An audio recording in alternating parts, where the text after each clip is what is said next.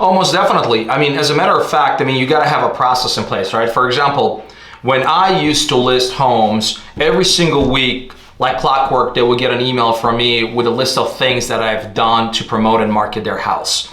Every single week, they would get an email from me with the showing feedback that we receive from the buyers and the buyer's agent. Every 2 weeks, I would do a market analysis and send them a market analysis. And if this is time for us to have a conversation about a price improvement or price adjustment, we don't talk about price reduction, it's price adjustment or price improvement, we have that conversation with them. And again, making the market is your bad guy, right? Like, hey, it's not me. I'm showing your house, I'm marketing your house, this is where I'm marketing your home, this is how many showings we had, this is how many open houses we held in the last 2 weeks. It's not about that, it's about the fact that everybody who sees your house looks at 30 other houses that are priced below yours. So what are we gonna do?